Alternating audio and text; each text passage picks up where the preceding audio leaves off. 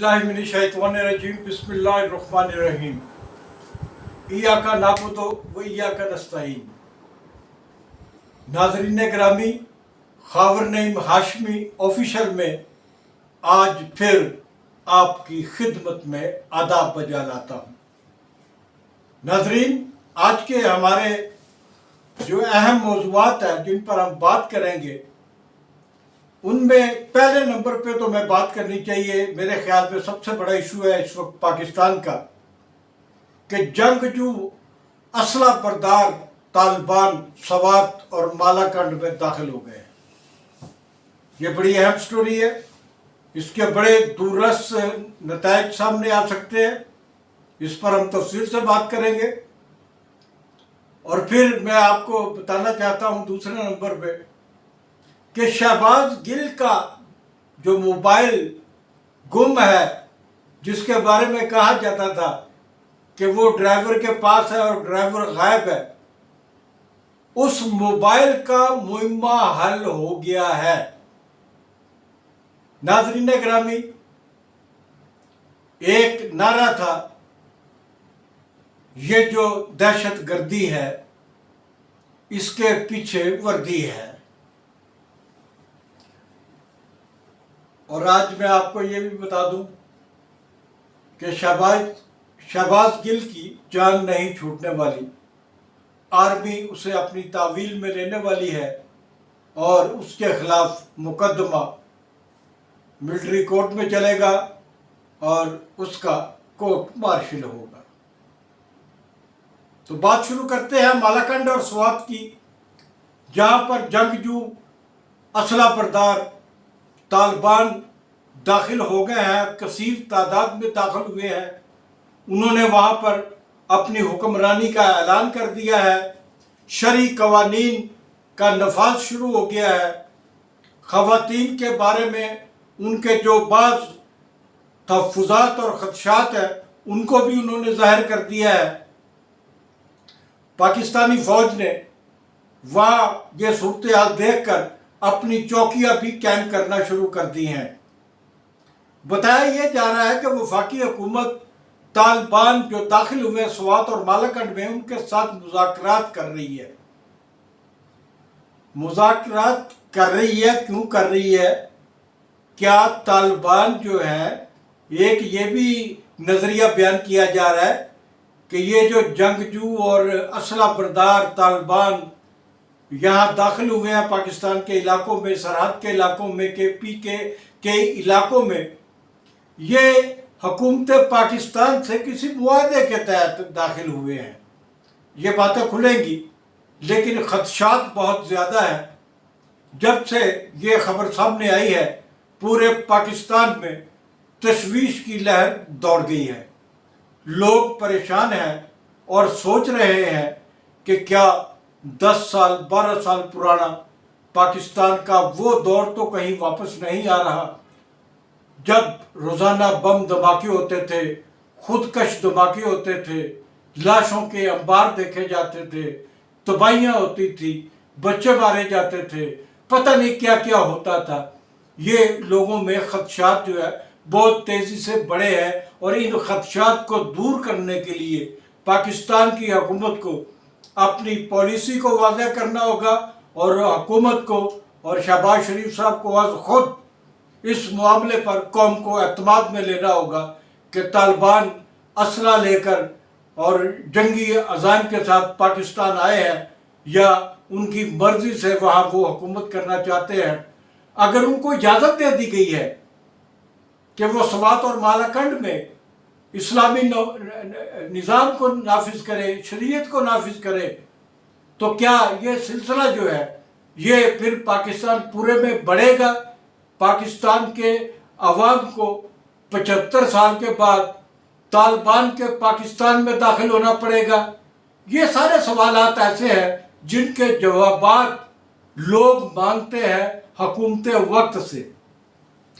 और इसमें जो सबसे अहम बात मैं करना चाहता हूँ, स्वात और मालाकंड में अगर दाखिल होते हैं तालिबान, जिनके पास असला भी है, वो कहते हैं जंगजू भी हैं, तो हुकूमत जो है उनसे मुज़ाकरात भी कर रही है।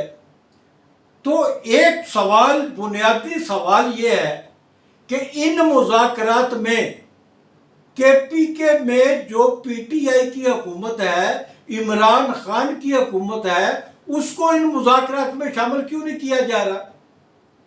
کیا عمران خان کے ساتھ جو حکومت وقت کی ایک سیاسی دشمنی ہے، اس کی بنیاد پر آپ داخل ہونے والے اسلحہ بردار جنگجو طالبان جو ہے ان کے ساتھ اکیلے مذاکرات کر رہے ہیں، اور آپ کے مذاکرات کا کے پی کی جو حکومت ہے اس کو علم تک بھی نہیں ہے، اس کو اعتماد میں ہی نہیں لیا گیا؟ یہ ساری باتیں ایسی ہے جو آج جو کہانی شروع ہوئی ہے، یہ ایک نئی کہانی ہے، اور یہ کہانی کہاں پر جا کر ختم ہوتی ہے، اس کے لیے ہم اللہ سے دعا گو ہے کہ اس کا خاتمہ بالخیر ہو۔ تو ناظرین گرامی، اب چلتے ہیں شہباز گل کے گمشدہ موبائل کی طرف، جس کو بڑا ڈھونڈا جا رہا ہے، جس کے بارے میں کہا جا رہا ہے کہ جناب شہباز گل نے جس موبائل سے ایک ٹی وی کو انٹرویو دیا تھا، وہ موبائل انہوں نے استعمال کے بعد، خود کے پکڑے جانے کے بعد اپنے ڈرائیور کے حوالے کر دیا تھا، اور وہ ڈرائیور جو ہے وہ موبائل لے کر بھاگ گیا۔ آج اس ڈرائیور کی گرفتاری کے لیے آئی جی اسلام آباد نے وزیر داخلہ رانا ثناء اللہ صاحب، جو کہ عمرے پہ گئے ہوئے ہیں، اور ان سے ٹیلی فون پہ اجازت مانگی کہ ہم ڈرائیور کی تلاش کے لیے بنی گالا کے اندر داخل ہونا چاہتے ہیں۔ یہ حکومت کی طرف سے بیان جاری کیا گیا ہے کہ رانا ثناء اللہ نے اسلام آباد کی پولیس کو بنی گالا میں داخل ہونے سے روکا ہے۔ یہ ساری کہانیاں چل رہی ہیں، ڈرائیور کی بیوی گرفتار ہوتی ہے، آج اس کی ضمانت بھی ہو گئی، وہ گھر واپس چلی گئی ہے۔ اب جو کہانی سامنے آئی ہے وہ کیا ہے، وہ میں آپ کی خدمت میں پیش کرنا چاہتا ہوں، اور یہ بتانا چاہتا ہوں کہ بعض لوگ کہتے ہیں یار ہے کہ پاکستان ہے۔ پنجابی تسی سنیا ہونا نا، کئی لوگ سارے دوست ساتھی کسی گل تو چڑ جاتے ہیں تو کہتے ہیں یار ہے کہ پاکستان ہے۔ میں نے کبھی یہ لفظ استعمال نہیں کیا۔ میں نے جب بھی کبھی چڑا ہوں تو پولیس کے اقدامات، اس کی پھرتیوں اور اس کی رشوت ستانیوں اور اس کے نام نہاد ایکشنز، ان کے بندے مارنا نام نہاد مقابلوں میں، اور یہ ساری چیزیں جو میں نے خود دیکھی ہیں، واچ کی ہیں، اور میری پوری عمر گزری ہے اس دشت کی سیاہی میں، اور میں نے جو کچھ پاکستان کی پولیس کے حوالے سے دیکھا ہے، اور آپ کو میں یہ بتانا چاہتا ہوں کہ پولیس کتنی سرگرم ہوئی گل صاحب کا جو موبائل ہے اس کو ڈھونڈنے کے لیے، اور کیا کیا ہوتا رہا، کیا کیا نہیں ہوتا رہا۔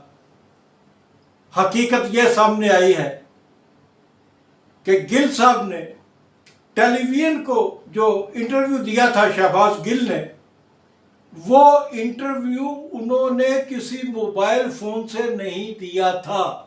موبائل فون کا انٹرویو سے کوئی تعلق ہی نہیں تھا۔ وہ انٹرویو دیا گیا پی ٹی آئی کے اسلام آباد کے آفس میں بیٹھ کر وہاں کے لینڈ لائن ٹیلی فون سے،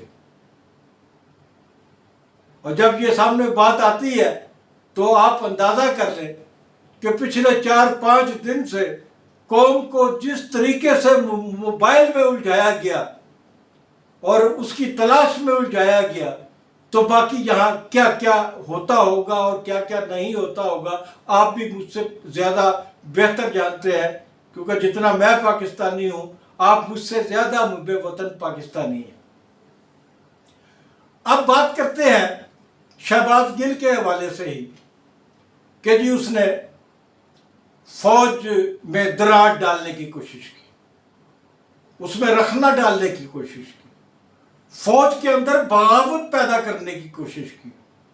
اس نے کہا اپنے انٹرویو میں کہ یہ چند جو بڑے بڑے جرنیل ہیں ان سے ہماری لگتی پھپتی ہے اور یہ ہمارے خلاف ہے، باقی نیچے کے رینک کی تو تمام فوج جو ہے وہ پی ٹی آئی کے ساتھ ہے۔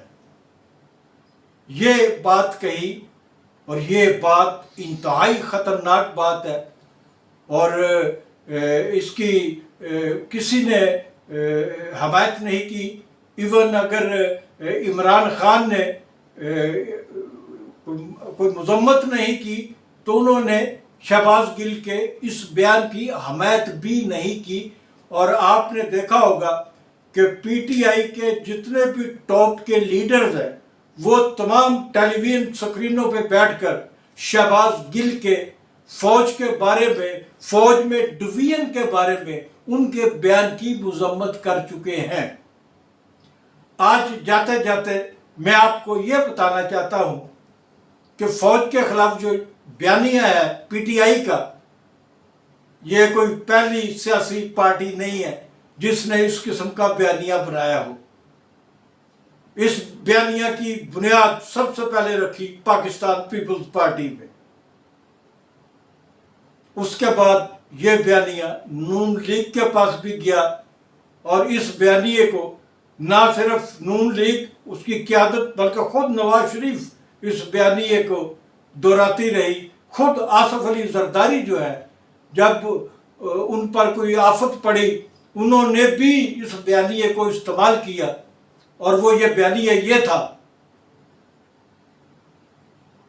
یہ جو دہشت گردی ہے اس کے پیچھے وردی ہے۔